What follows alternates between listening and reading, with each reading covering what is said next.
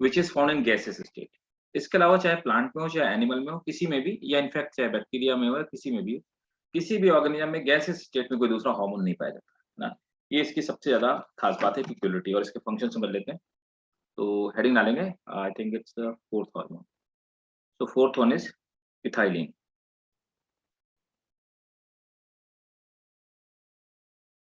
Note कीजिए, it is the gaseous hormone which stimulate transverse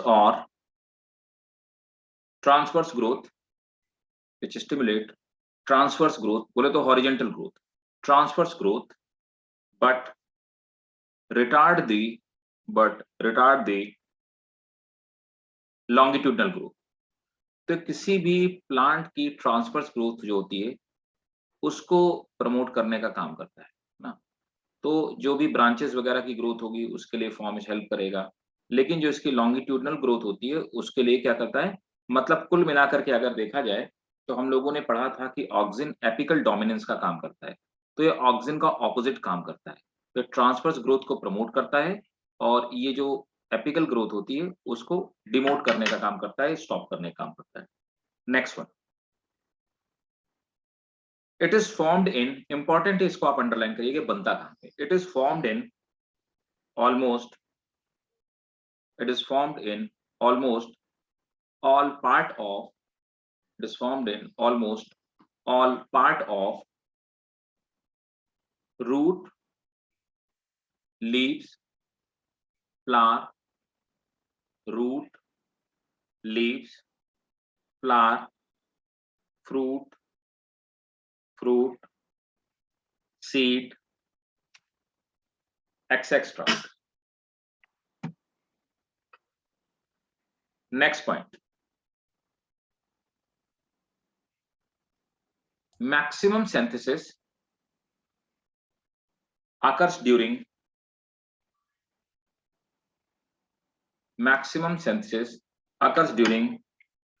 ripening of fruit. Maximum synthesis occurs during ripening of fruit। तो actually जो fruit के ripening के लिए यही hormone होता है जो रिस्पॉन्सिबल होता है। ठीक है। अच्छा, अब मेरा आपसे क्वेश्चन ये है कि जो हम आर्टिफिशियल फ्रूट राइपनिंग करते हैं उसके लिए कौन सा hormone responsible, artificial fruit ripening के लिए तो क्या यूज करते हैं आर्टिफिशियली? नॉर्मली जो मार्केट में आपको फ्रूट मिलता है आपको ही पता है कि वो पेड़ में तो नहीं पका है, उसको आर्टिफिशियली बाहर से पकाया गया है। अरे नहीं पता, किसी को नहीं पता? इतने सारे केले वेले आते हैं बना। यूज करते हैं कि कैल्शियम कार्बाइड यूज होता है ना। Exactly, very good, calcium carbide use होता है। तो कैसे पका देता है, उसका क्या फिनोमेना है, यही मैं बताना चाह रहा था। वेरी गुड, कैल्शियम कार्बाइड, देखो एक्चुअली उसका फॉर्मूला होता है CaC2, आपने पढ़ा होगा, दिस इज कैल्शियम कार्बाइड। तो इसी को आप किसी फल वाले से पूछोगे ना, फ्रूट सेलर से, तो वो यही बोलेंगे कि हम लोग इसको कार्बेट से पकाते हैं। एक्चुअली वो रफ फॉर्म में जो इसका कॉमन नेम है वो कार्बेट है, लेकिन ये एक्चुअली कैल्शियम कार्बाइड है। तो कैल्शियम कार्बाइड CaC2 होता है। अब क्या होता है आपको भी पता है कि ट्रांसपिरेशन के थ्रू, ट्रांसपिरेशन की प्रोसेस के थ्रू क्या होता है, लगातार मॉइस्चर रिलीज होता रहता है ना, लगातार इससे रिलीज होता रहता है मॉइस्चर। तो कैसे होता है, ट्रांसपिरेशन हुआ तो वाटर वेपर निकलती है। ये कैल्शियम कार्बाइड बहुत रिएक्टिव चीज होती है, ये वाटर वेपर से रिएक्ट कर जाता है, H2O से रिएक्ट कर जाता है, और ये क्या बनाता है, CaOH का होल्ड बाय कैल्शियम हाइड्रोक्साइड, है ना। तो ये बना देता है कैल्शियम हाइड्रोक्साइड, और साथ में क्या होता है, C2H2 रिलीज होता है ना, C2H2। ठीक है। तो ये इथीन गैस रिलीज होती है, इथाइन गैस रिलीज होती है। इसी को हम लोग कहते हैं एसिटिलीन गैस, है ना, ये कहते हो ना, एसिटिलीन ही तो बोलते हो। यस। ठीक है। तो देखो ये जो गैस होती है ये आर्टिफिशियली फूड को क्या करती है, ये राइपनिंग के लिए काम करती है, लेकिन एक्चुअली क्या होता है ये हार्मफुल मानी गई है एनवायरमेंट के, हेल्थ के हिसाब से ये इसको हार्मफुल मानते हैं अपन। तो क्या हुआ है आज की डेट में, आप क्या करते हैं, अब जो मॉडर्न टेक्निक आ रही है आज की डेट में, मतलब ज्यादा पुरानी नहीं, करंटली साल भर हो सकता है हुआ हो, तो आप क्या करते हैं वो लोग कि पहले क्या करते हैं कि जो बहुत सारे फ्रूट्स होते हैं उन फ्रूट के चेंबर के अंदर क्या करते हैं, बहुत सारे फ्रूट के चेंबर के अंदर एक कैल्शियम कार्बाइड ये लोग रख देते थे, ज्यादा नहीं। आप ये मान के चलिए कि अगर वो एक ट्रक बनाना है, तो एक ट्रक बनाना को उसको राइपनिंग के लिए हार्डली आपको 200 ग्राम कैल्शियम कार्बाइड चाहिए और पूरे बनाना पड़ते हैं। ये इतने ज़्यादा पावरफुल है। लेकिन ये कुछ हार्मफुल सब्सटेंस भी रिलीज़ करता है जिसके लिए हेल्थ हज़ार्ड है, हेल्थ हार्मफुल। हेल्थ के लिए वो बेनिफिशियल नहीं है, ठीक है ना? इनफैक्ट ये हार्मफुल है थोड़ा-सा, ठीक है? मतलब उतना पोटेंशियल हार्मफुल नहीं है लेकिन हार्मफुल है। तो गवर्नमेंट ने क्या किया हुआ है कि अब एसिटिलीन के सिलेंडर, है ना? इथाइलिन के सिलेंडर, इसके सिलेंडर्स होते हैं, वो रूम में बंद करते हैं और सिलेंडर्स को उसको लीक करके फेंक देते हैं। तो सिलेंडर से धीरे-धीरे गैस रिलीज़ होती रहती है फ्रूट राइपनिंग एसिड आज की डेट में, और इसको गवर्नमेंट ने अप्रूव भी कर रखा है ना? लेकिन आर्टिफिशियल, आप याद रखिएगा, आर्टिफिशियल फ्रूट राइपनिंग ऐसी होती है, कैल्शियम कार्बाइड, ठीक है? सर, तो वो हार्मफुल नहीं होती है? ये हार्मफुल नहीं है। ये क्या होता है ना कि इसने फ्रूट को पकाया और पकाने के बाद जैसे उसको ओपन करते हैं तो धीरे-धीरे डिफ्यूज़ आउट हो जाती है। गैसेस फॉर्म में रहती है। देखो नेचुरली भी तो ये पकाती है ना, नेचुरली। Yes sir, yes. तो ये नेचुरल राइपनिंग गैस। अच्छा, ये क्या इसका और भी कहीं यूज़ करते हैं क्या एसिटिलीन गैस का? कुछ खास बात है और इसमें? एसिटिलीन का? बताओ भाई, बोलो, बोलो। पढ़ा तो होगा केमिस्ट्री में? अरे वो जो गैस कटर वगैरह नहीं होते, जिससे आयरन को, वेल्डिंग। हाँ, गैस वेल्डिंग, गैस कटर जो होते हैं, वो इसी के होते हैं। वो चोर वगैरह जो तिजोरी वगैरह काटते हैं ना, है ना? जितने सारे वो काटने का काम करते हैं, और वो रेलवे वाले जो रेलवे के ट्रैक काटते हैं, और रेलवे के ट्रैक को किसी आप उससे थोड़ा ना काट सकते हो, कटर से। तो उसके लिए ये कटर आयरन कटर की तरह यूज़ किए जाते हैं। एक्चुअली थाइलीन का, इसकी गैस का जो बर्निंग टेम्परेचर होता है, जो वो होता है 3900 डिग्री सेंटीग्रेड। वो किसी भी चीज़ को मेल्ट करने की कैपेबिलिटी रखता है।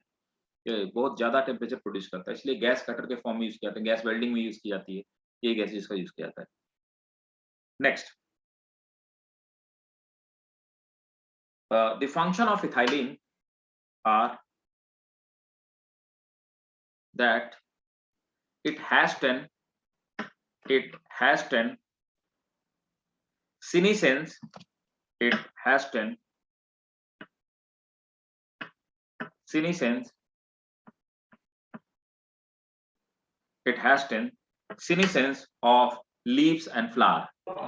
It has 10 senescence of leaves and flower. It has 10 senescence of leaves and flower. Next point.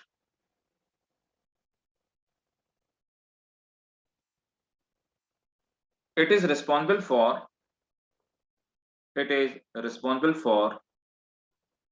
root initiation.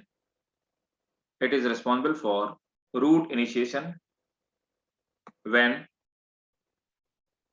applied in low concentration. It is responsible for root initiation when applied in low concentration. Next point. It stimulates flowering in pineapple. It stimulates flowering in pineapple and related plant, as well as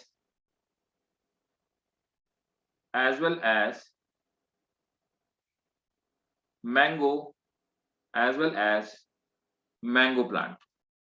ये pineapple वाला जो question है ना, ये NEET में पूछा हुआ question है। ये मैंने कई बार क्वेश्चन देखा कि पाइनएप्पल में फ्लावरिंग को प्रमोट करने का काम कौन करता है ना? ये क्वेश्चन कई बार पूछा हुआ है मेडिकल एग्जामिनेशन, राइट? तो मेडिकल एग्जामिनेशन में कई बार क्वेश्चन पूछा गया, ठीक है? याद रखना, इसको अंडरलाइन कर लेना। और दैट्स इट। तो ये थे फंक्शन हमारे इथाइलिन के। क्लियर है? Yes sir. अब आ जाते हैं एब्सिसिक एसिड का। अब देखो, एब्सिसिक एसिड से भी क्वेश्चन कई बार मेडिकल एग्जामिनेशन में पूछे गए नीट में। तो एब्सिसिक एसिड, अब देखो एब्सिसिक एसिड को हम लोग क्या बोलते हैं? इसी को हम लोग बोलते हैं डॉर्मिन,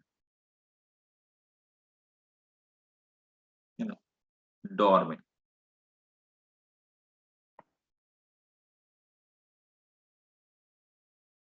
और इसी को बोलते हैं anti drought hormone, anti drought hormone. ये दोनों बोलने के पीछे रीजन क्या है मुझे ये बताओ पहले। अच्छा, इसी को बोलते हैं, याद रखना इसके सब नाम जरूर याद रखना। डॉर्मिन भी उसी को बोलते हैं, क्योंकि बहुत बार मैंने देखा है कि एब्सिसिक एसिड क्वेश्चन का आंसर ही नहीं था, ऑप्शन में ही नहीं था, या तो डॉर्मिन दिया गया है ना, बहुत सारी जगह डॉर्मिन दिया गया है, तो इसलिए आपको याद रखना है इसके हम इसी को बोलते हैं स्ट्रेस हार्मोन। कोई बताएगा क्यों बोलते हैं? सर डोरमेंट बट डोरमेंसी की वजह से होता है। Right, very good. और स्ट्रेस हार्मोन क्यों बोलते हैं? देखो क्या होता है कि एग्जाम्पल के तौर पे कहीं पे ड्रॉट पड़ गया, सूखा पड़ गया, या फिर वाटर स्ट्रेस कंडीशन, वाटर की स्कैरसिटी होगी, मतलब बारिश लंबे समय तक नहीं हुई या प्लांट को लंबे समय तक पानी नहीं मिल रहा है। ऐसी कंडीशन में क्या होता है कि ट्रांसपिरेशन तेज से होता है, जिससे प्लांट की डेथ होने की चांसेस चलती है। तो नॉर्मल कंडीशन में क्या होता है कि जैसे वाटर स्ट्रेस हुआ तो ये हार्मोन रिलीज होना स्टार्ट रहता है, और ये हार्मोन रिलीज होकर के क्या करता है, स्टोमेटा को क्लोज कर देता है। तो स्टोमेटा के पार्शियल क्लोजर की वजह से रेट ऑफ जो ट्रांसपिरेशन रुकता तो नहीं, ट्रांसपिरेशन रेट ऑफ जो ट्रांसपिरेशन है वो बहुत रिड्यूस हो जाता है, जिससे वाटर का लॉस मिनिमाइज हो जाता है और प्लांट ज्यादा लंबे समय तक सर्वाइव कर पाता है। पहले इंपॉर्टेंट, इसलिए हम इसको एंटी ड्रॉट हार्मोन भी बोलते हैं, इसलिए stress hormone.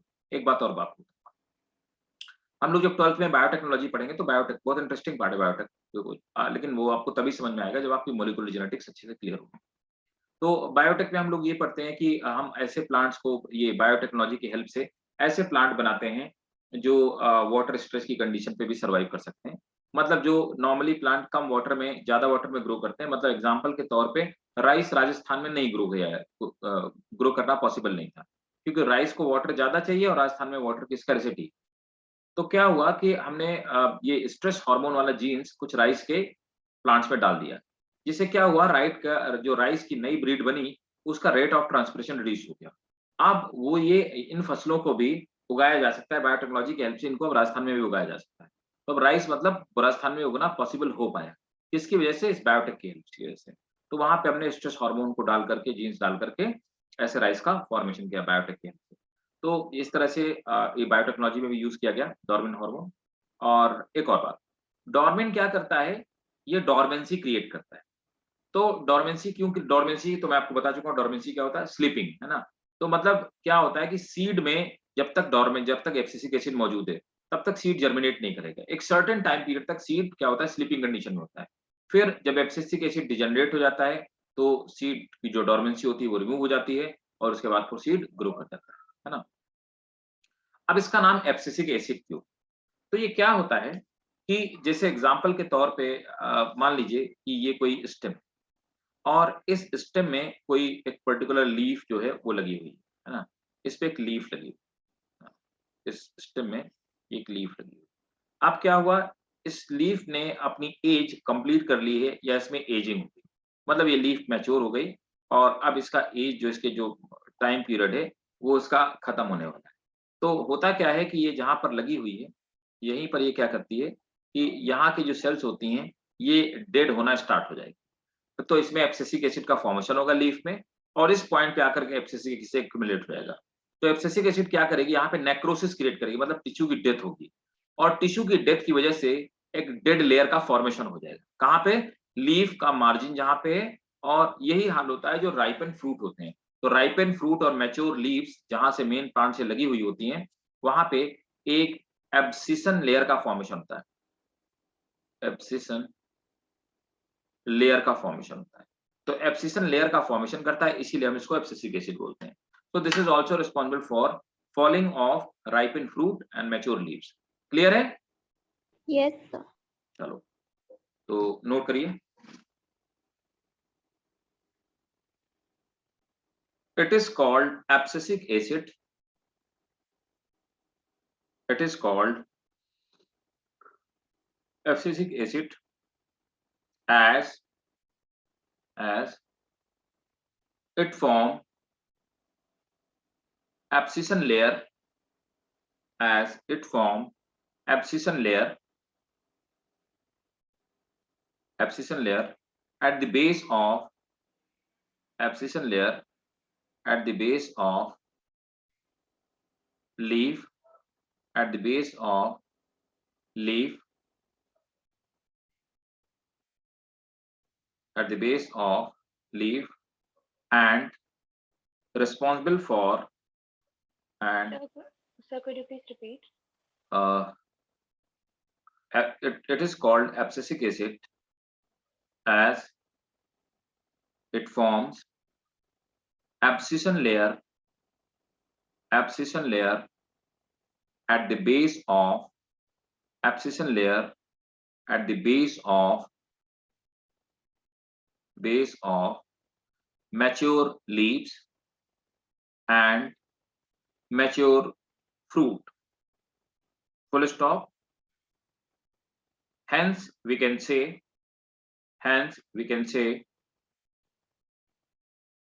it is responsible for hence we can say it is responsible for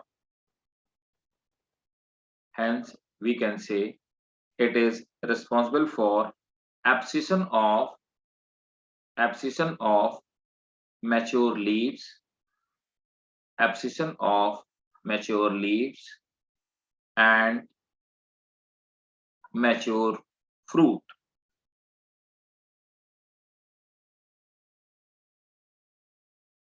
ठीक है, next point. During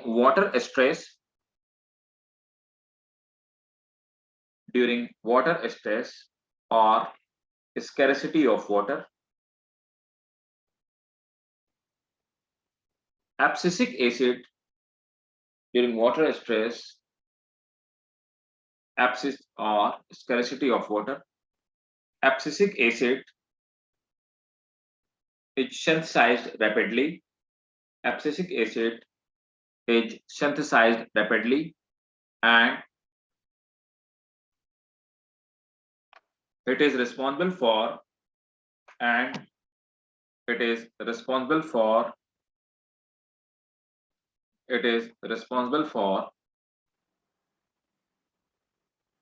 defoliation of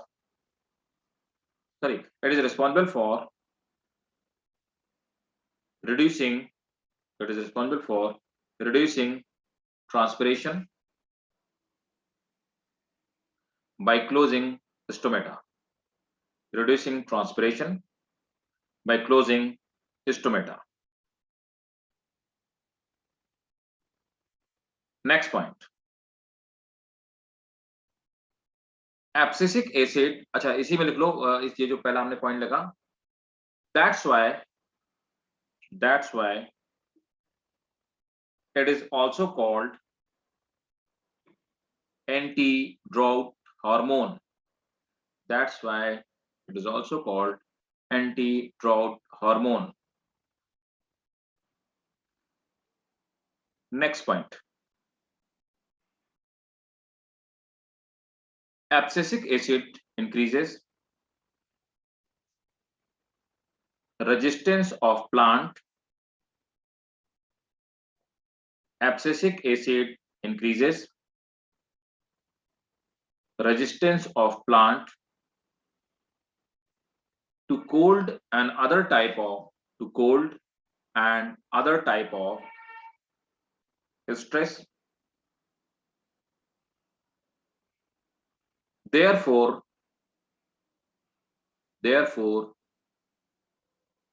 also known as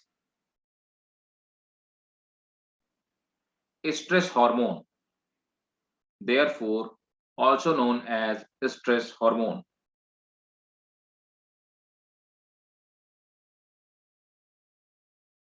Next point.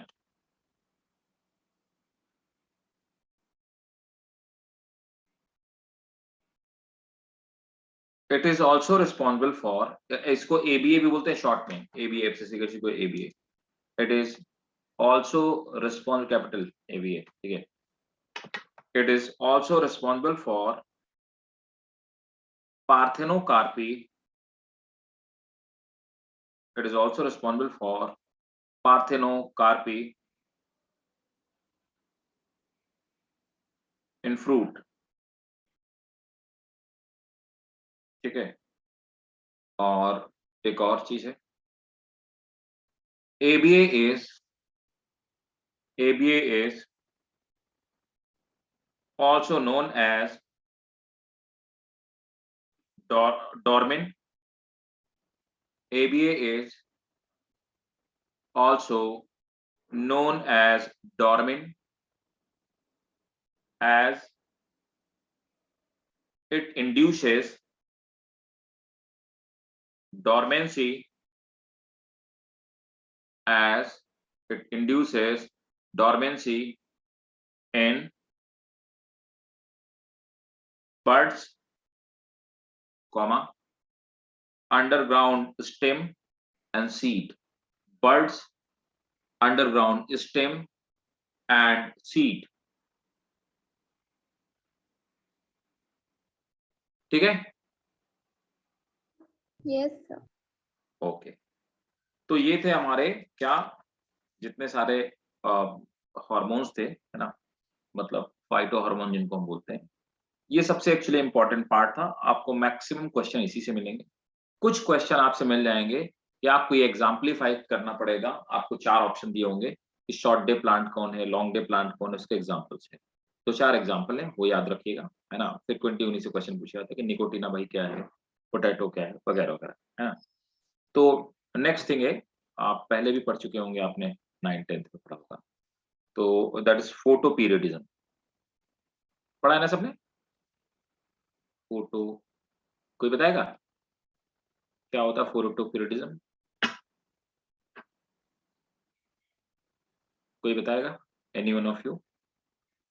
बहुत सिंपल सी चीज है भाई। सर सनलाइट रिसीव करने का लाइक पर्टिकुलर पीरियड एक plant organism.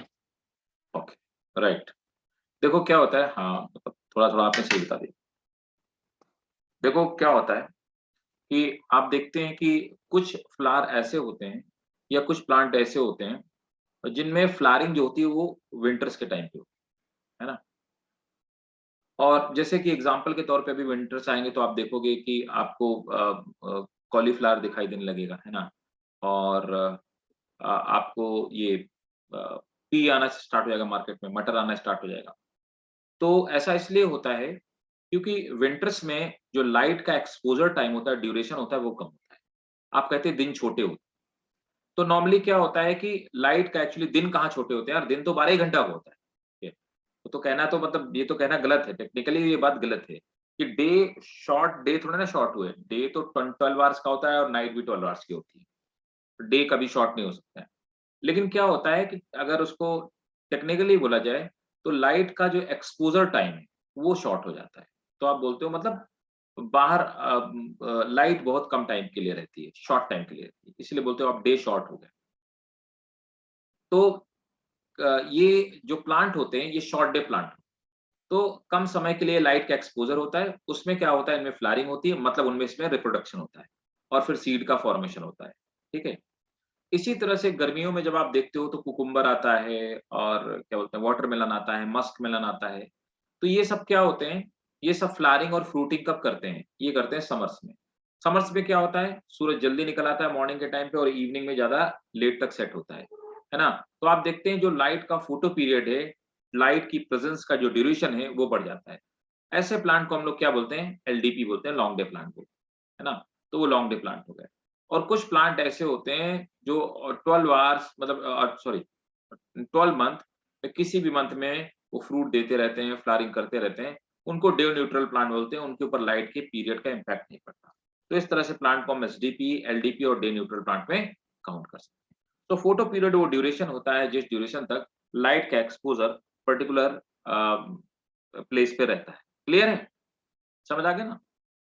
Basic सी बात थी बहुत, खैर ऐसा कुछ टेक्निकल नहीं था। तो चलिए नोट कीजिए, photo period, photo periodism, in fact photo periodism, है ना। तो नोट करेंगे, the effect of photo period, the effect of photo period और daily duration of light hours. The effect of photoperiod or daily duration of light hours on the growth and development of plant, on the growth and development of plant, especially flowering, is called photoperiodism,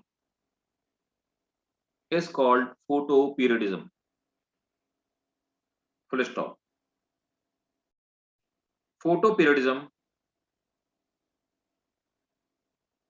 was studied by मतलब ये चीज भी कोई exist करती है, किसने study किया? Photoperiodism was studied by Garner and Allard, याद रखना, Garner and Allard in 1920 in a plant Maryland mammoth, Maryland, इस प्लांट का नेम पूछा जा चुका है। तो मैराइलैंड मैमथ वो प्लांट था जिस पे 1920 में गार्नर और एलार्ड ने फोटोपीरियोडिज्म को स्टडी किया था, है ना। ये क्या चीज है? मैराइलैंड मैमथ क्या है? एक तरह से टोबैको की वैरायटी है, एक तरह से टोबैको, याद रखना, टोबैको प्लांट है। मैराइलैंड मैमथ क्या है? Tobacco plant. जैसे निकोटिना टोबैको में हो, वो टोबैको की वैरायटी, वैसे मैराइलैंड मैमथ है टोबैको का प्लांट, ठीक है। तो नोट करेंगे, on the basis of photoperiodic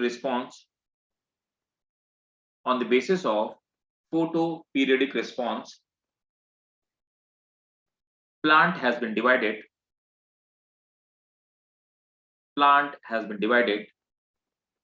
into following category.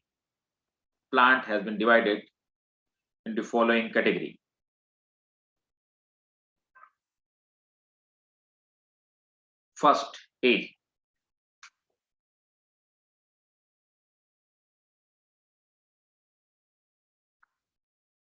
Short day plant, SDP, इसे हम लोग बोलते हैं शॉर्ट डे प्लांट।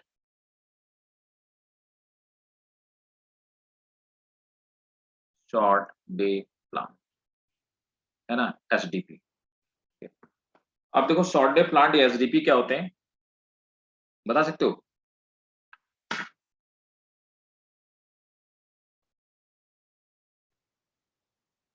बताओ भाई, SDP क्या होते हैं, शॉर्ट डे प्लांट क्या होते हैं?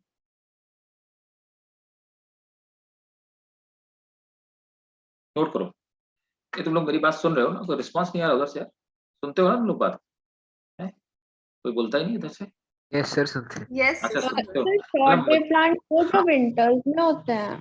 हाँ, वो तो विंटर्स में कम होते हैं, तो सिंपल, जिनका फोटो पीरियड क्या होता है, कम होता है ऑलमोस्ट। अगर रफली आप मेरे से पूछोगे तो 6 घंटे से कम वाले, ये 6 घंटे से कम फोटो पीरियड में जो फ्लावर करते हैं उनको ये बोलते हैं शॉर्ट डे प्लांट, ठीक है। कई बार मुझे लगता है मैं ही बोल रहा हूँ, इसलिए बीच बीच में बोलते रहा करो, है ना, वरना मुझे नींद आने लगेगी। तो नोट करो, तुम लोगों की बोलते नहीं हो 12th वाले बच्चे, मतलब वो मुझे जो इस अभी 12th में है, वो जब 11th में थे वो मुझे इतना परेशान कर लेते थे, तुम सोच नहीं सकते हो। है इधर तुम लोगों को मतलब पोक करना पड़ता, फिर भी नहीं बोलते, बोलते रहा करो, जगते रहा करो, ठीक है। ऑलवेज बी इंटरेक्टिव, तो मजा आता है, मुझे भी पढ़ाने में मजा आएगा, आपको भी पढ़ने में मजा आएगा। जब आप इंटरेक्ट करेंगे तभी मजा आएगा, क्लास में तभी मजा आता है। नोट करो, they are the plant which flower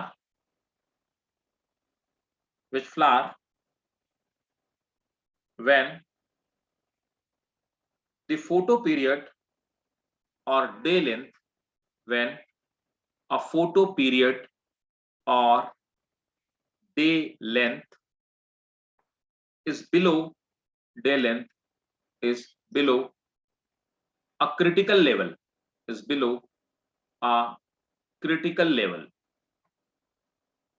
तो मैंने आपको अंदाजा बता दिया कि क्रिटिकल लेवल का मतलब हुआ वो 6 घंटे से कम होता है, ठीक है, बिलो अ क्रिटिकल लेवल, ठीक है, full stop. Most of winter flowering plant, most of winter flowering plant belongs to this category, है ना, शॉर्ट डे प्लांट, जब दिन छोटे हो। अब इसमें जो मैं आपको एग्जाम्पल बता दूं, वो आप एग्जाम्पल जरूर याद रखिएगा। यहाँ पे कोई नहीं पूछेगा आप एसडीपी एलडीपी क्या होता है, मे भी आपके स्कूल वाले भले ही पूछ सकते हैं, लेकिन नीट में कोई नहीं पूछने वाला एसडीपी एलडीपी। यही पूछा जाएगा which of the following is long day plant, which of the following is day neutral SDP plant. आप देखोगे पुराने क्वेश्चन पेपर, आपको यही क्वेश्चन फ्रिक्वेंटली दिखाई देंगे, है ना। तो एक तो हो गया जैंथियम, जैंथियम, इसका नाम है कोकलाबर, COCK, कोकलाबर इसका नाम, ठीक है। और क्राइजेंथमम अक्सर आपको मिलेगा, क्राइजेंथमम, जैंथियम हो गया, क्राइजेंथमम हो गया, और डहलिया। मैं आपको सिर्फ वही एग्जांपल बता रहा हूं जो पूछे जाते हैं, इसलिए याद रखिएगा, इसको आप मिस नहीं करना है। क्राइजेंथमम हो गया, जैंथियम हो गया, डहलिया हो गया, राइस हो गया, शुगर केन हो गया,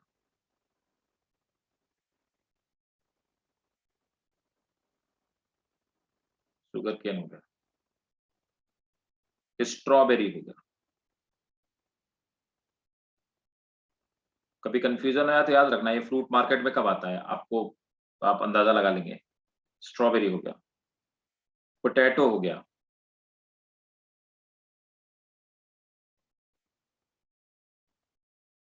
पोटैटो हो गया, टोबैको हो गया, सोयाबीन,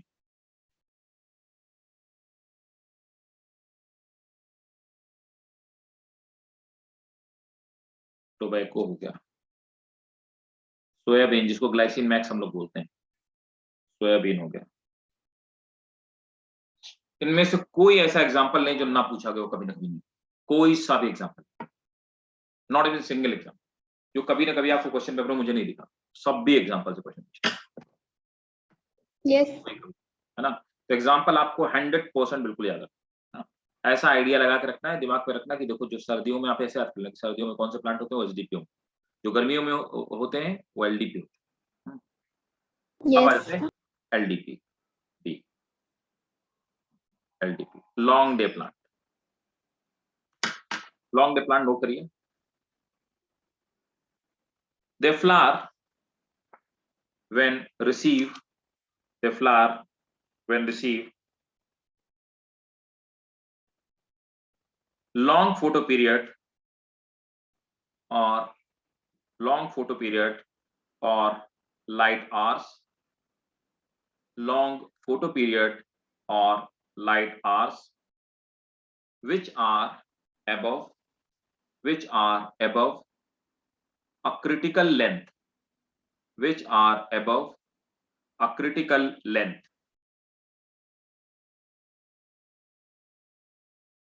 full stop. Generally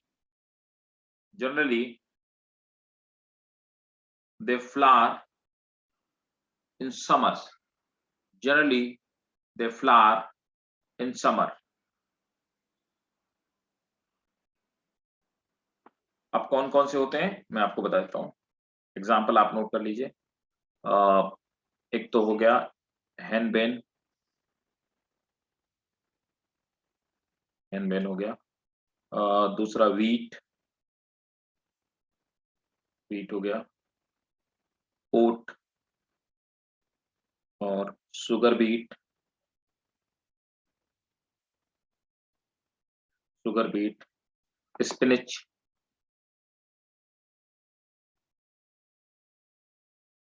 और रेडिस, और बार्ले, और लेट्यूस, इसमें से नीट में मैंने हैनबेन देखा हुआ है और शुगर बीट देखा, स्पाइनिश स्पिनिश देखा और लेट्यूस। ये 4 कई बार पूछे गए। यस। ठीक है, अब आ जाते हैं डे न्यूट्रल प्लांट। सी कैटेगरी वाले डे न्यूट्रल। डे न्यूट्रल आपको पता है कि उन्हें इससे फर्क ही नहीं पड़ता कि फोटो पीरियड लॉन्ग है, फोटो पीरियड शॉर्ट है। नोट करेंगे, the plant can Bloom, the plant can Bloom through out the year, the plant can bloom throughout the year.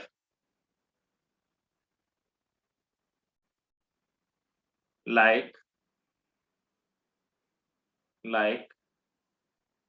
tomato, like tomato,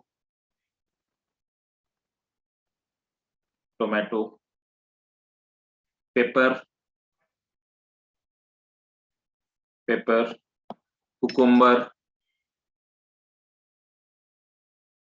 cucumber, pea,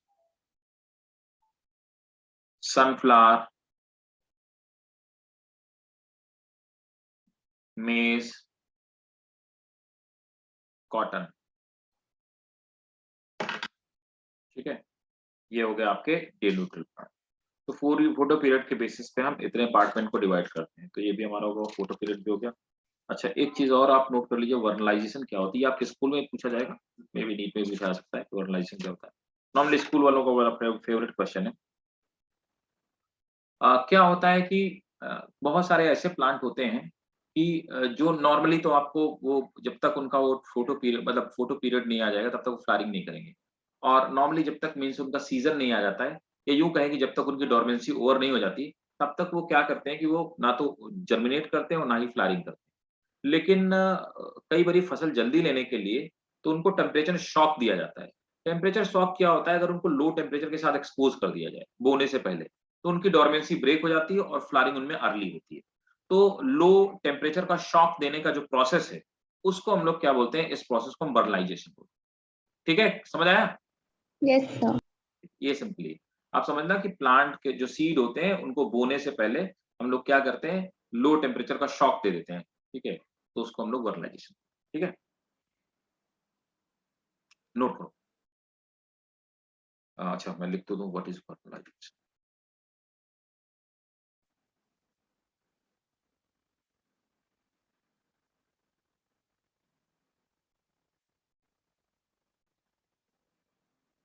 बर्नलाइजेशन note करेंगे। Many plant do not come to flower. Many plant Could you please repeat? many plant do not come to flower before they experience low temperature. Many plant do not come to flower before they experience low temperature.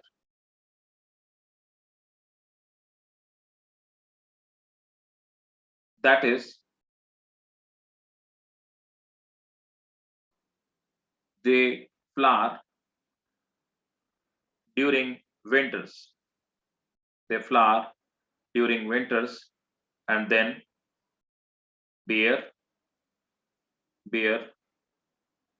fruit, and they bear fruit and seed.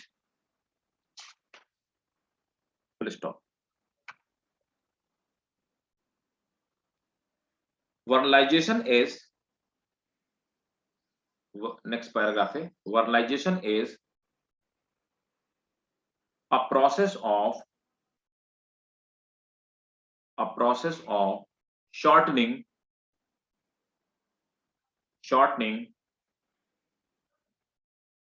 of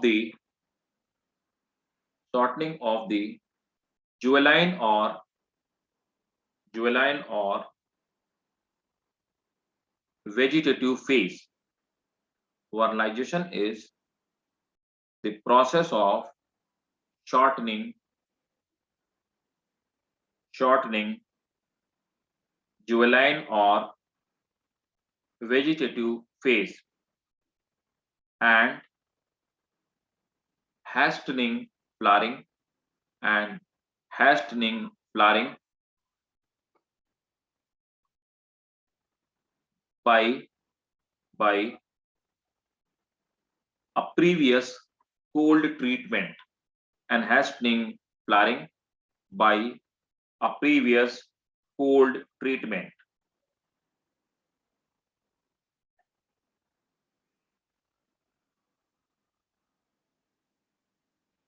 और ठीक है, next point एक और लिख लो, star बना के लिख लो। Low temperature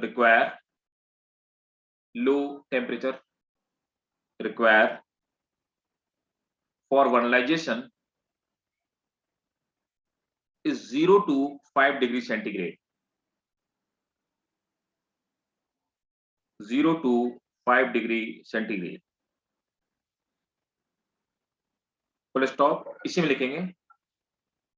It is 3 to 17 degree centigrade for biennial plant. It is 3 to 17 degree centigrade for biennial plant. ठीक है, बाइनियल प्लांट जानते हो ना क्या होते हैं? बाइनियल क्या होते हैं, कौन बताएगा मुझे? तो जो 2 सीजन्स में अपनी लाइफ साइकिल खत्म करते हैं।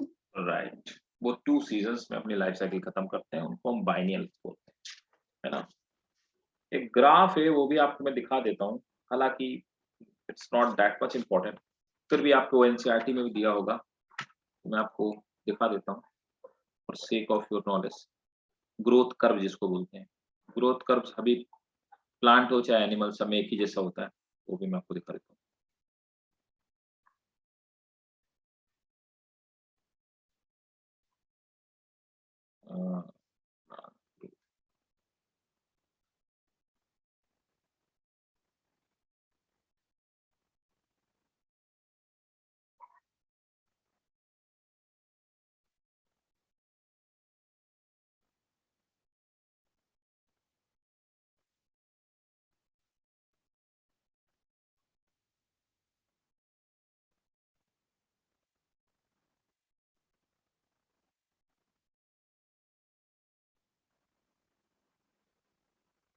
यहाँ पे भी अच्छा सिग्मॉइड कर्व आप लोग 12th में पढ़ोगे, सिग्मॉइड कर्व हम लोग इकोलॉजी में पढ़ेंगे, एक और सिग्मॉइड कर्व पढ़ेंगे, वो शायद वो 12th में होगा आपको।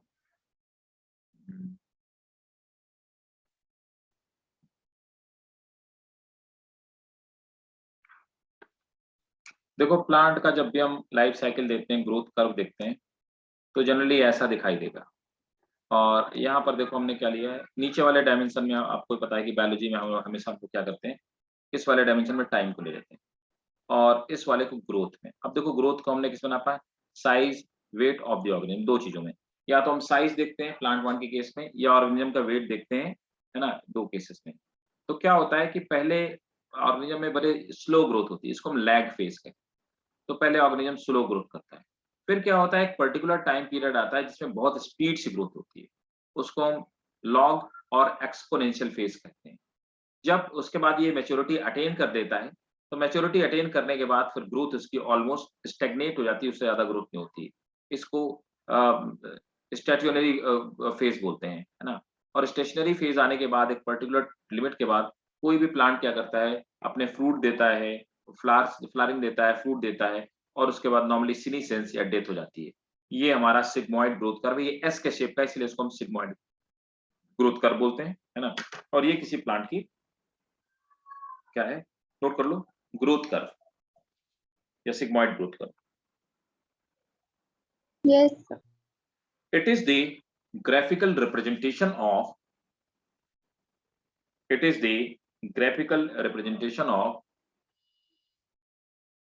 total growth, graphical representation of total growth against time, full stop. The period or time in which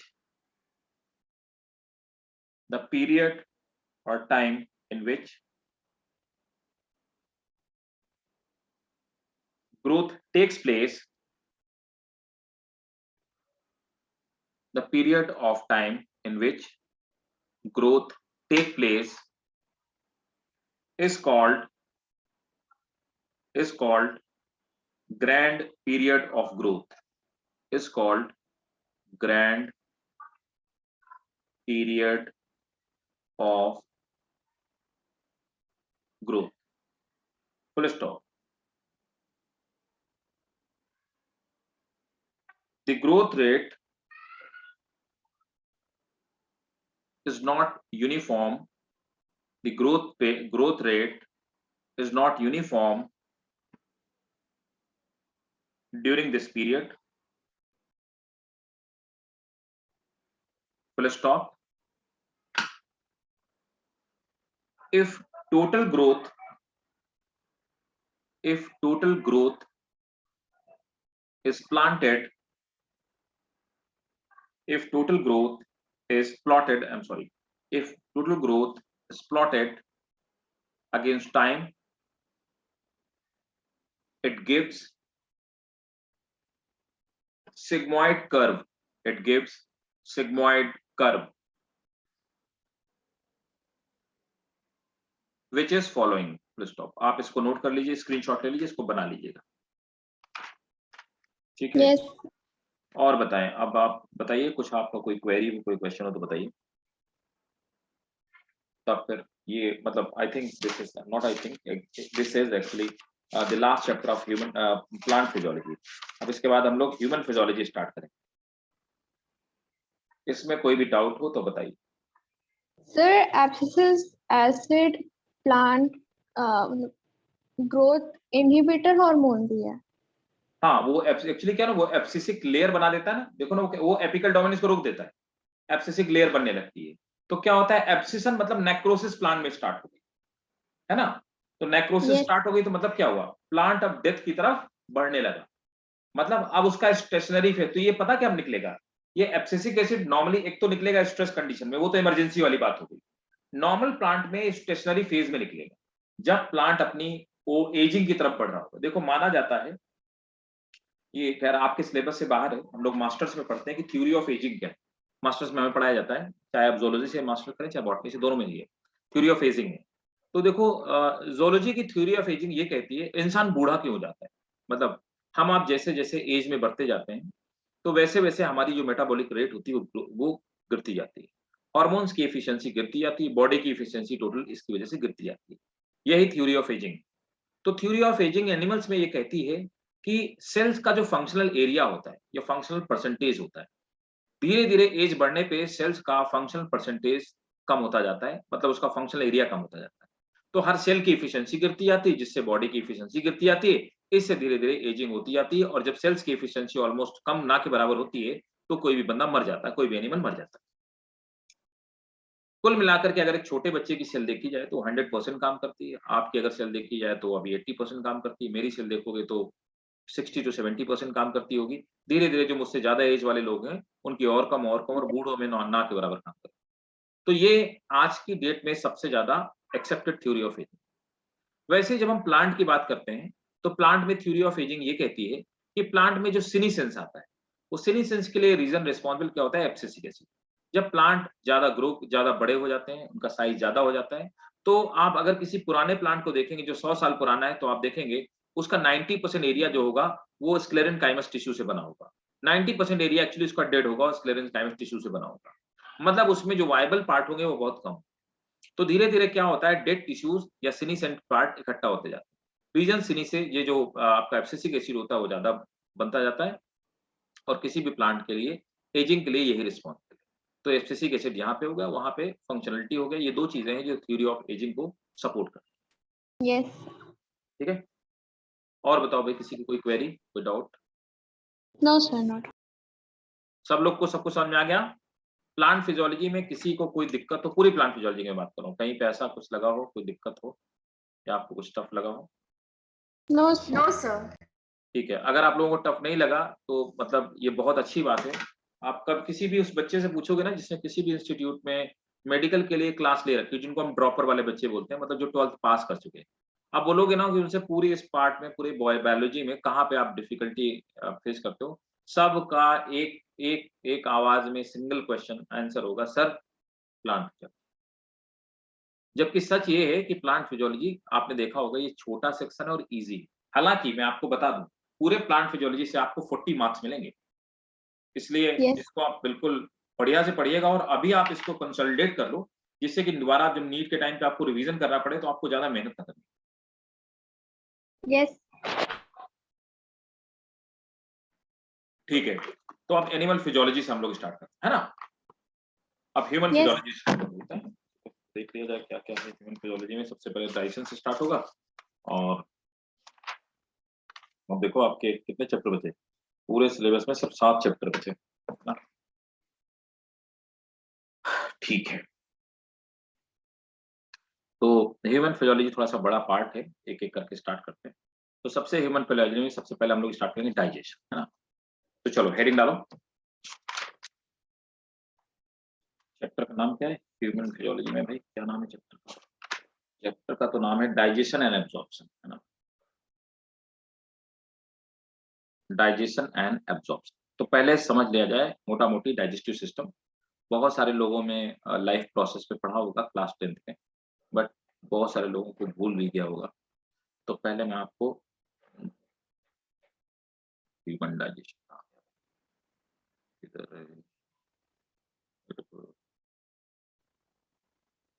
digestion,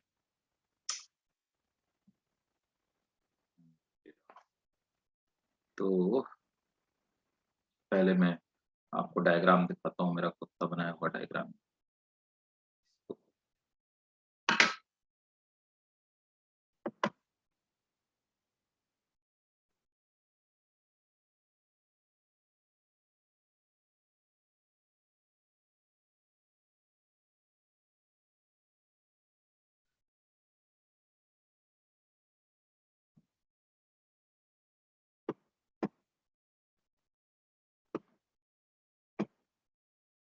देखो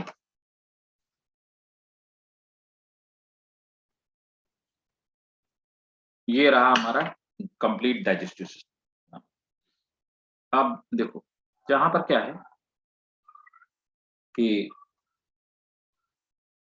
ये आप देखेंगे, ये हमारी ओरल कैविटी हो गई, है ना। ओरल कैविटी में तो डाइजेस्टिव सिस्टम हमारा माउथ से स्टार्ट होता है और एनस तक, यहाँ तक हमारा डाइजेस्टिव सिस्टम।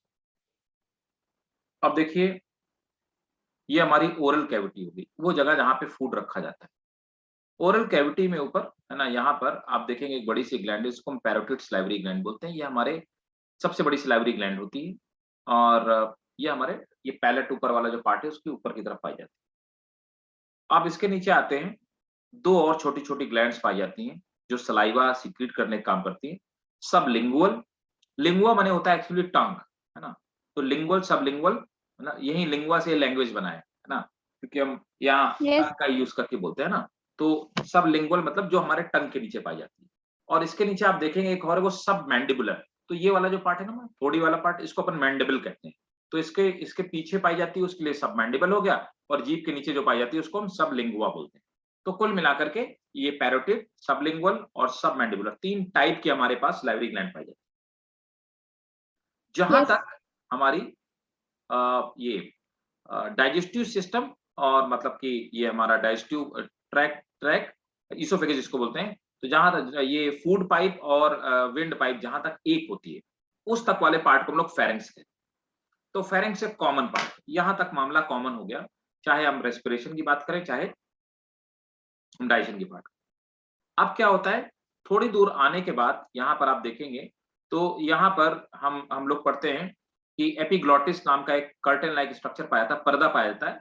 तो एपिग्लॉटिस क्या करता है, यहाँ तक तो कॉमन है, यहाँ बीच में पर्दा पड़ा हुआ है। जब हम खाना खाते हैं ना तो क्या करते हैं, ये क्या करता है कि विंड पाइप को क्लोज कर सकता है, समझ रहे हो ना। Yes, sir. आपको एक कमाल की बात बताता हूँ, इंसान एक अकेला ऐसा एनिमल है, ह्यूमन ऐसा एनिमल है जो सांस लेना और खाना खाना दोनों एक साथ कर सकते। ब्रीदिंग प्रोसेस ब्रेक नहीं होती, फूड इनटेक करते थे, बाकी तो एनिमल्स में बाकी ऐसा। एनिमल्स में ब्रेक होती है। तो वही उनको एक प्रोसेस बंद करनी पड़ती है, दूसरी प्रोसेस करनी पड़ती है। मतलब जब वो खाना निगल रहे होंगे तो उस टाइम के लिए उनकी जो विंड पाइप होगी बंद हो जाएगी। ठीक है, ये ह्यूमंस में पिक्युलियरिटी है। तो हम ये काम दोनों एक साथ कर सकते हैं। अब देखो, यहाँ पर क्या होता है कि एपिग्लॉटिस फूड पाइप को बंद, मतलब विंड पाइप को बंद कर देता है, जिससे कि फूड के पार्टिकल विंड पाइप में न चले। ठीक है, कई बार आपने देखा होगा कि हमने खाना खाया और खाना खाने के बाद क्या होता है कि आपको, या पानी आप पी रहे हो, किसी ने आपको हंसा दिया, तो पानी आपके नाक से बाहर निकला है, या आप रहेगी लगातार खांसी आपकी। वो रीजन ये होता है कि जब आप खाना खा रहे होते हैं, इसलिए मना किया जाता है खाना खाते समय ज्यादा बात नहीं करना चाहिए। पुराने लोग मना करते हैं कि भाई खाते समय बात नहीं किया करो। हाँ, उसके पीछे रीजन यही है। अभी तो लोग खाते समय बात नहीं करते, खाते समय मोबाइल देखते हैं मैक्सिमम 99%। ऐसे होता ना? क्यों? Yes sir. बहुत सारे लोग ऐसा कर रहे हैं ना, तुम में से भी। कौन-कौन करता है? खाते समय मोबाइल कौन-कौन देखता है? तो मैं आपको बता दूँ, अगर आप में से कोई भी खाते समय मोबाइल देखता है या टीवी देख के खाना खाता है, तो ऐसे लोगों में डाइजेशन कभी भी प्रॉपर कंप्लीट नहीं हो सकता। आपको बताएँ अच्छा, ये देखता हूँ, मुझे मतलब ये बहुत कॉमन सा आंसर, मैं कॉमन सा, आप बायोलॉजी के स्टूडेंट हैं और आपको ये पता होना चाहिए कि अ, खाना टेस्टी क्यों होना चाहिए, खाना में अच्छी फ्रेग्रेंस क्यों होनी चाहिए? अपन तो खाना कैसे भी बना सकते हैं। ये इतना तामझाम करने की क्या जरूरत है? खाना तो फूड है यार। खाना क्यों टेस्टी होना चाहिए या खाने में अच्छी फ्रेग्रेंस क्यों होनी चाहिए? एनी वन ऑफ यू कभी सोचा है? नहीं? इतने अच्छे से खाना बनाने का क्या मतलब है? नहीं सोचा कभी? कभी सुना है, कभी पढ़ा है कहीं पे? ऐसी क्या जरूरत है? खाना तो ऐसे बनाया जा सकता है। देखो, सोचिए, कमाल की बात है। जो मतलब टेस्टी और जो फूड जिसमें फ्रेग्रेंस ज़्यादा अच्छी अच्छी होती है, अच्छी खुशबू आती है, आप अगर ऐसा फूड खाते हैं, तो वो फूड आपकी बॉडी को ज़्यादा न्यूट्रिशन प्रोवाइड कराएगा, ज़्यादा हेल्दी। इसीलिए जो लोग मन से खाना खाते हैं ना, वो लोग हेल्दी होते हैं, और जो लोग नाक मुँह बना करके खाते हैं, वो सब दुबले-पतले, मेल न्यूट्रिशन के शिकार होते हैं और उनको बहुत सारी डिज़ीज़ भी हो जाती है, ठीक है? वो डेफिशिएंसी की वजह से डिज़ीज़ हो आती है, मिनरल्स की डेफिशिएंसी की वजह से। देखो, रीज़न क्या होता है कि when a good smell goes inside your nose, और when a good taste felt by your taste buds. So ये दोनों जो होती हैं, है ना?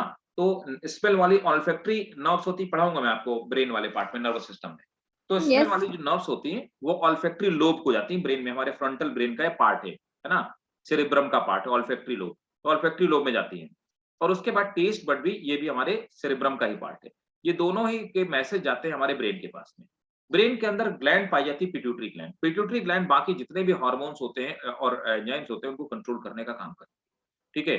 तो ये क्या करते हैं, पिट्यूटरी ऑर्डर देती है कहाँ पे, जब हमको अच्छा फील होता है, ये मैसेज जाता है ब्रेन को।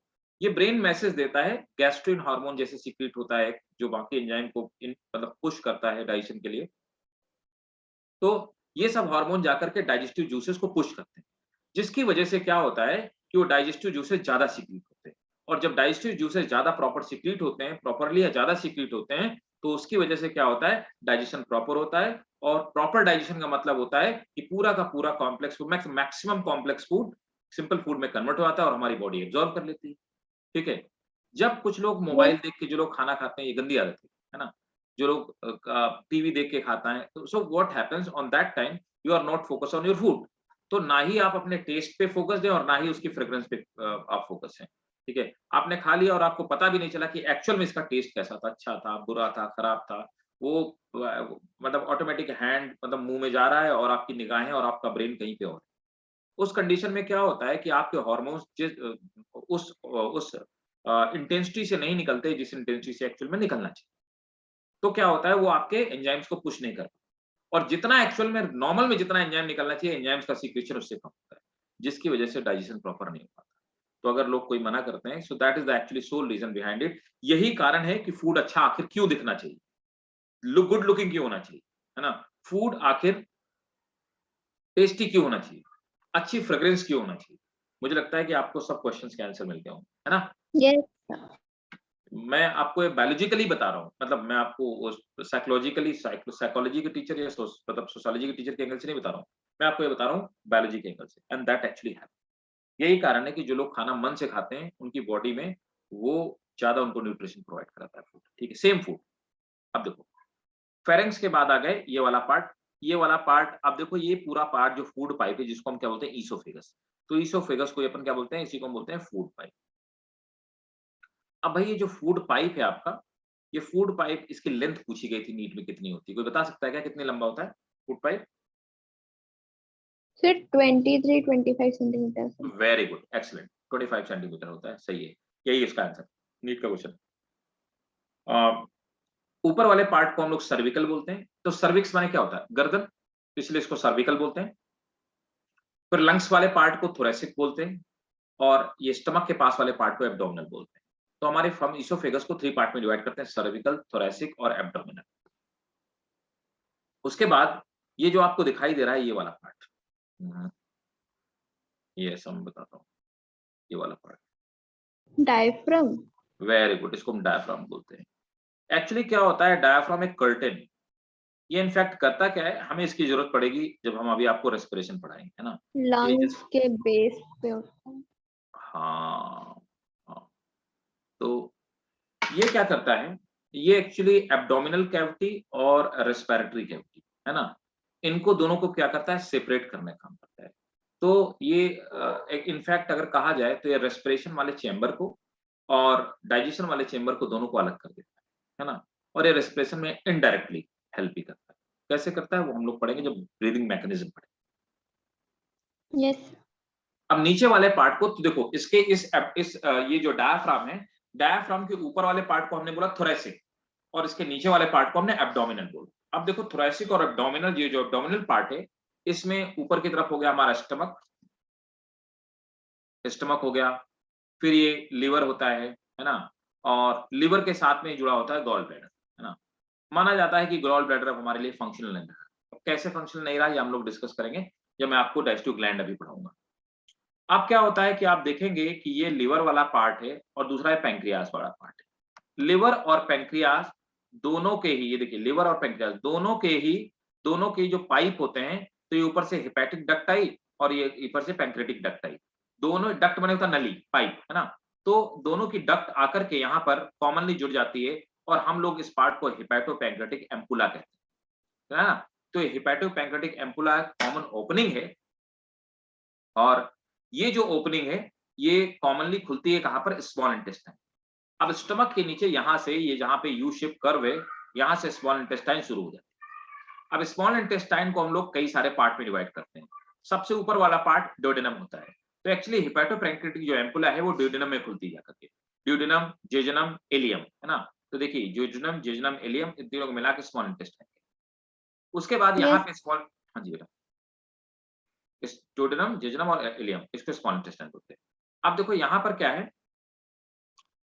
अब यहाँ पर ये जो स्मॉल इंटेस्टाइन जहां खत्म होती है, इस पार्ट को हम अपेंडिक्स कहते हैं, ठीक है। अपेंडिक्स कोई बताएगा इसका क्या रिलेवेंस है, क्या चीज है, बताओ भाई, अपेंडिक्स का क्या रिलेवेंस है? सर इसमें स्टोर होता है बैक्टीरिया, है पता नहीं। ओके, और कुछ खास बात इसकी, एनी वन ऑफ यू, और कोई बताएगा भाई, कोई और अटेम्प्ट करेगा? अर्पित, अपेंडिक्स क्या क्या काम होता है? सूरत, पढ़ा होगा 10th में हम लोगों सर ने। इंटेस्टाइन्स को क्लीन करने के लिए कुछ प्रेजेंट होता है, इसका यूज नहीं पता है लेकिन एक्चुअली इसका कोई यूज ही नहीं होता है, क्यों? सर इसका useless यूज है। नहीं होता है इसलिए तो निकाल दिया जाता है। हाँ राइट, इसका यूज नहीं होता है इसलिए निकाल दिया जाता है। लोग बोलते हैं अपेंडिक्स हो गया, भैया अपेंडिक्स क्या होगा, अपेंडिक्स तो होता ही होता है यार, अपेंडिक्स क्या होगा, है ना। लोग बोलते हैं ना कि इनको बीमारी हो गई, इनको अपेंडिक्स हो गया। I have listen in thousands of time कि बोले अपेंडिक्स हो गया। अरे भाई अपेंडिक्स क्या होगा, अपेंडिक्स तो होता ही होता है, वो कैसे जाएगा, कोई मतलब बीमारी से एवोल्यूशन में थोड़ा ना निकल आएगा। एक्चुअली उस बीमारी को अपेंडिसाइटिस बोलते हैं। तो होता क्या है कि ये हमारी बॉडी में नॉन फंक्शनल पार्ट, ऐसे पार्ट जिनका हमारी बॉडी में काम नहीं रहा है, ऐसे ऑर्गन को हम लोग क्या बोलते हैं, ऐसे ऑर्गन को हम लोग बोलते हैं वेस्टिजियल ऑर्गन। तो वेस्टिजियल ऑर्गन वो थे जो हमारे एंसेस्टर में फंक्शनल थे, है ना। मैं पहले यही बता दूं, वेस्टिजियल ऑर्गन। तो वेस्टिजियल ऑर्गन वो हैं जो हमारी बॉडी में पहले फंक्शनल थे, अब वो हमारी बॉडी में काम नहीं करते, और उनका हमारे लिए, क्योंकि उनका हमारे लिए यूज नहीं हुआ।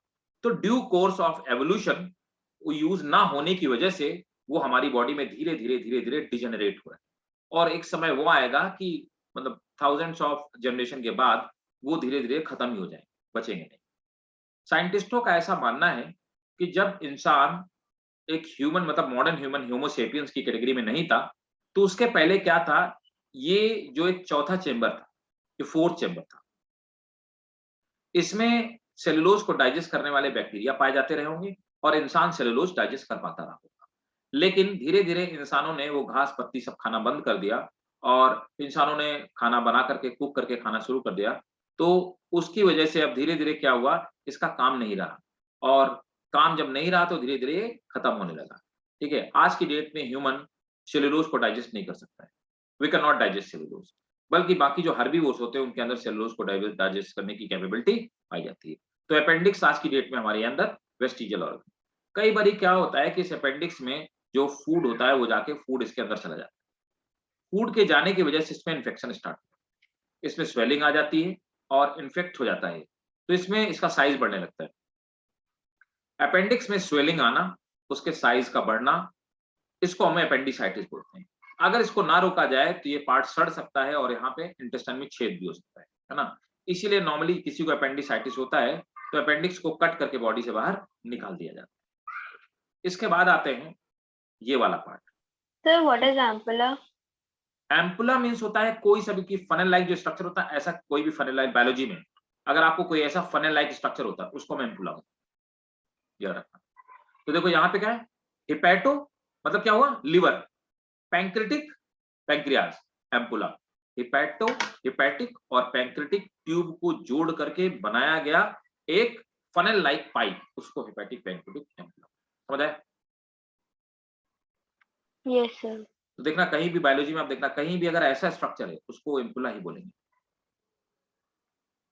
अब देखो, अब यहां से स्टार्ट होती है अपनी लार्ज इंटेस्टाइन। तो कहानी यहां से लार्ज इंटेस्टाइन की शुरू हो जाती है। लार्ज इंटेस्टाइन में आप देखेंगे कि ये जो वाला पार्ट है, इस पार्ट को हम लोग बोलते हैं सीकम, है ना। तो सीकम में क्या होता है, एक्चुअली इसमें गुड बैक्टीरिया पाए जाते हैं, है ना। गुड बैक्टीरिया मेनली जिनको आप लैक्टोबैसिलस बैक्टीरिया बोलते हैं, और कुछ ई कोलाई बैक्टीरिया पाए जाते हैं। ई कोलाई की दो स्ट्रेन्स होती हैं, एक ई कोलाई की बेनिफिशियल स्ट्रेन होती है, लेकिन एक हार्मफुल स्ट्रेन भी होती है जिससे लोगों को ई कोलाई की डिजीज भी हो जाती है। लेकिन नॉर्मली हमारी आपकी बॉडी में वो गुड बैक्टीरिया पाए जाते हैं, जैसे लैक्टोबैसिलस हो गया और ई कोलाई, वो सीकम में ही पाए जाते हैं। इनका मेन फंक्शन क्या होता है, ये हमारे डाइजेशन में हेल्प करते हैं, और ये कुछ प्रोटीन के पार्ट की सिंथेसिस का काम करते हैं और कुछ विटामिन की भी सिंथेसिस का काम करते हैं। That is the function of caecum. उसके बाद कोलन आते हैं। ये कोलन वाला जो पार्ट होता है, ये तो मेनली डाइजेशन होता है स्मॉल इंटेस्टाइन में।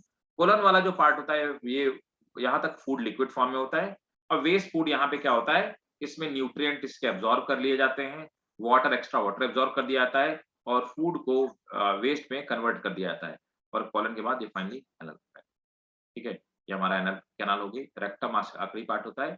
तो हमने लार्ज इंटेस्टाइन को डिवाइड किया, सीकम, कॉलन और रेक्टम। अब फाइनली फिर कॉलन को तीन पार्ट में डिवाइड करते हैं, ascending colon, descending transverse colon, descending colon. ठीक है, क्लियर है भाई डाइजेस्टिव सिस्टम सबको? Yes, sir. इसका स्क्रीनशॉट ले लो, ये वाला डायग्राम बना लेना अगर आपके स्कूल में पूछा जाए तो। हालांकि अपने नोट्स में डायग्राम आप जरूर बनाइएगा, सिर्फ स्क्रीनशॉट के फॉर्म में मत रखिएगा। ठीक है, ओके। तो यहां तक क्लियर सबको भाई? Yes, sir. ओके। और ठीक, अब आ जाते हैं मुंह वाले पार्ट, है ना। तो अपने जो टीथ के स्ट्रक्चर्स होते हैं उसको हम लोग समझ लेते हैं, है ना, जिसको हम लोग डेंचर कहते हैं। ठीक है, तो पहले ओरल कैविटी की बात कर लीजिए। आपने स्क्रीनशॉट ले ही लिया होगा, मैं आपको डेंटल फॉर्मूला वगैरह समझा देता हूँ। ओके, एक सेकंड रुक जाए। One second.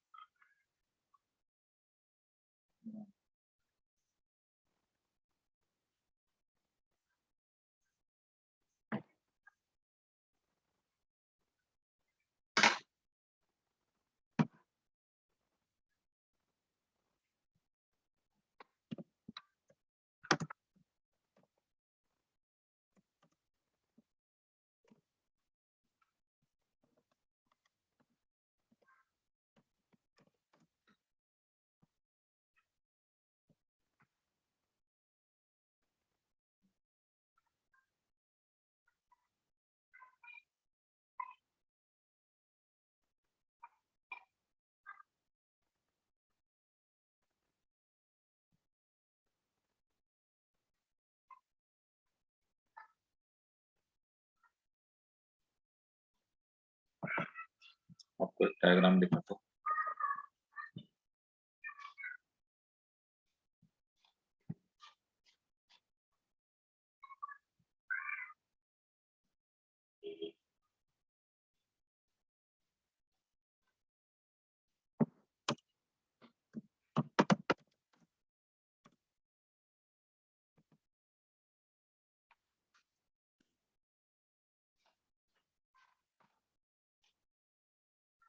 तो ह्यूमन डेंचर देखो, ये देखो, तो कुल मिलाकर के हम आप ये कहते हैं कि हमारे 32 टीथ होते हैं क्या हमारे ह्यूमन में 32 टीथ होते हैं? यस, है किसी के 32? किसी के नहीं होंगे मुझे लगता है, शायद ही। पता 1 लाख में एक बंदा ऐसा मिलेगा जिसके सब 32 हो। आप काउंट कर लेना आज जाके घर, पॉसिबल नहीं। 1 लाख में अगर आपके 32 हैं तो आप समझिएगा आप 1 लाख में, लाखों में एक आदमी हो। ठीक है, ठीक, क्लास के बाद काउंट 32 करना। नहीं होते। हाँ 32 नॉर्मली नहीं होते, आइडियली 32 होते, है ना। तो हम आप जो पढ़ते हैं वो तो सब आइडियली पढ़ते हैं, है कि नहीं? Yes sir. हम आप आइडियली पढ़ते हैं जो पढ़ते हैं, है ना। आप जाते हो शोरूम में जाते हो तो मैनिक्यू बना होता हो तो आइडियली बना होता है कि नहीं? यस तो सर। आदमी मैनिक्यू को देख के मतलब वो शर्ट खरीद लेता है। अब पता लगा मैनिक्यू तो एकदम बिल्कुल फिट, जैसे ह्यूमन एक फिट आइडियल पर्सन होता है वैसे होता है।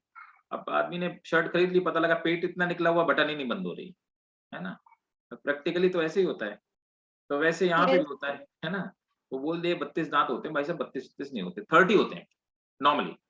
एक्चुअली क्या है कि जो सबसे आखिरी वाला हमारा जो टीथ है ना, सबसे आखिरी वाला लास्ट वाला जो मोलर है, जिसको क्या विजडम टूथ बोलते हैं, वो नॉर्मली क्या होता है किसी भी बंदे में 25 साल के बाद, 25 के बाद ही निकलता है। कई बारी क्या होता है 30-32 के आसपास भी निकलता है ना। तो लोग बोलते हैं इनके विजडम टूथ निकल आएगा, बुद्धि दाढ़ निकल आएगी। तो वो एक्चुअली क्या है, ये एक ऑलमोस्ट हम कह सकते हैं वेस्टिजियल ऑर्गन है ये, जो लास्ट कैनाइन, लास्ट मोलर है। तो लास्ट मोलर ऐसा माना जाता है कि एवोल्यूशन के ड्यू कोर्स में आगे जाकर के गायब हो जाएगा, हमारे आपके अंदर नहीं, इसका हमारे लिए यूज नहीं होता। तो धीरे धीरे हम में से बहुत कम लोगों में पाया जाता है, लेकिन टोटल 32 टीथ पाए जाते हैं इंसान में। तो अब देखो, अब 32 का क्या मतलब हुआ, ये हमारा नीचे वाला जॉ है, अपर जॉ है, इस ऊपर और नीचे वाले जॉ में भी ये जो हमारा आधा जॉ है, आधा जबड़ा ये वाला, है ना। तो इसमें जो 8 टीथ पाए जाते हैं, इनकी 8 की 4 कॉपी पाई जाती है। इस 8 की इधर एक कॉपी, एक इधर कॉपी, एक ऊपर की तरफ, एक इधर की तरफ, है ना। तो ये 8 ही दांत होते हैं, 8 ही दांत होते हैं, इनके 4 सेट पाए जाते हैं। तो ये सब कॉपी पेस्ट है, इधर वाला कॉपी करके इधर पेस्ट कर दिया, ऊपर भी कर दिया, साइड में कर दिया, है ना। अब इन 8 में ये आगे वाले जो 2 होते हैं इनका नाम इंसीजर होता है। इंसीजर आपको पता है किस काम आते हैं? बाइटिंग। बाइट करने के काम। तो क्वेश्चन ये पूछा गया था कि बुफेलो में कौन से मीट का है, बुफेलो में कौन से टीथ नहीं पाए जाते, क्या गायब होता है? Canine. Very good, excellent, canine नहीं पाए जाते। और इनके जितने हर्बीवोर होते हैं उनके ये आगे वाले जो टीथ होते हैं ना, ये इंसीजर, ये ज्यादा डेवलप होते हैं, है ना, ताकि वो घास वगैरह को कट कर सके, तेजी से काट सके, है ना। तो ये बाइटिंग करने के काम आते हैं, है ना। कैनाइन जो होते हैं ये टीयरिंग के काम आते हैं, किसी चीज को टीयर करने का, फाड़ने के काम आते हैं। तो कैनाइन नॉर्मली जो कार्निवोर्स होते हैं उनमें ज्यादा डेवलप होते हैं, क्योंकि मांस को काटने का काम करते हैं, है ना। इसीलिए आप देखो हम Yes. लोग कुत्ते को, बिल्ली को, लॉयन को, इन सबको कैनाइन कह देते हैं कॉमनली। तो कैनाइन मतलब नॉर्मली कैनाइन का मतलब होता है नॉर्मली वो जिनमें कैनाइन ज्यादा डेवलप होते हैं और ये मेनली कार्निवोर होते हैं। इसके पीछे आते हैं तो एक कैनाइन हो गया, है ना, दो हो गए आपके क्या इंसीजर। अब यहाँ पर दो प्रीमोलर पाए जाते हैं, टू प्रीमोलर। प्रीमोलर का काम क्या होता है? चिविंग। Sir grinding, chewing. हाँ, इसका काम होता है चिविंग, चबाना, है ना। अब जो मोलर होते हैं ना, ये चबाए जाने वाले फूड को बहुत ग्राइंड कर देते हैं, बिल्कुल पीस देते हैं, है ना। तो बहुत छोटे छोटे पार्टिकल में ग्राइंड कर देते हैं, तो इनका काम होता है ग्राइंडिंग, है ना। तो यहाँ पर देखो कितने पाए जाते हैं, ये 3 मोलर्स पाए जाते हैं। तो यही मैंने बताया कि तीसरा वाला जो ये वाला जो मोलर है ना, ये अक्सर लोगों में गायब ही होता है, ये बार नहीं पाए जाते। अब देखो, तो यहाँ पर क्या है कि टोटल जो फॉर्मूला बनता है उसको हम लोग क्या बोलते हैं, तो ह्यूमन डेंचर 2123 अपॉन 2123, ये एक्चुअली फॉर्मूला होता है ना, इंटू 2 और इज इक्वल टू 32। तो 2 क्या इंसीजर, 1 कैनाइन, है ना, फिर क्या 2 प्रीमोलर और यहाँ पर 3 मोलर, तो ये होता है 2123 2123। क्लियर है? डेंचर फॉर्मूला समझ में आ गया ना? ठीक। अब इसका पहले स्क्रीनशॉट लो, फिर मैं आगे बात करता हूं। अब देखो मिल्क टीथ क्या होते हैं, इन्हीं को हम डेसिडुअस टीथ बोलते हैं। टेम्पररी टीथ होते हैं। कहां पाए जाते हैं? मैं क्वेश्चन देख रहा था, क्वेश्चन था नीट में कि how many teeth comes twice in our life. और क्वेश्चन ये भी बन सकता है कि how many teeth comes once in our life. Molars. देखो 20 दांत होते हैं जो छोटे बच्चे में निकलते हैं, और फिर आपने देखा होगा ना छोटे बच्चों के दांत गिर जाते हैं फिर दोबारा दांत निकलते हैं, उन्हीं को हम मिल्क टीथ बोलते हैं, है ना। तो मिल्क टीथ मतलब गिर जाते हैं इसलिए उनको डेसिडुअस कहते हैं। तो 20 टीथ ऐसे होते हैं जो हमारी लाइफ में सिर्फ जो हमारी लाइफ में 2 बार आते हैं, और 20 के अलावा कितने बचे? 12 बचे ना। तो 12 ली, तो इसका दूसरा वाला जो मैंने क्वेश्चन घुमा के पूछा, अब वो क्वेश्चन ऐसे नीट पे आते हैं कि कितने ऐसे टीथ होते हैं जो लाइफ में एक ही बार आते हैं। 12 हो गया, उसका आंसर 12 होगा, है ना। तो अब इसका फॉर्मूला क्या होगा, देखिए इसका फॉर्मूला होगा 2120 upon 2120 into 2 is equal to 20। एक मोलर टीथ तो आता ही नहीं, तो 11 नहीं लिख सकते? क्या बेटा? एक मोलर टीथ तो आता ही नहीं ज्यादातर लोग। एक मोलर टीथ 2 नहीं आते, 2 नीचे वाले, यस नीचे वाले जो 2 होते हैं ना मोलर, यस। वो नहीं आते, तो 30 हो गए एक्चुअली ऐसा।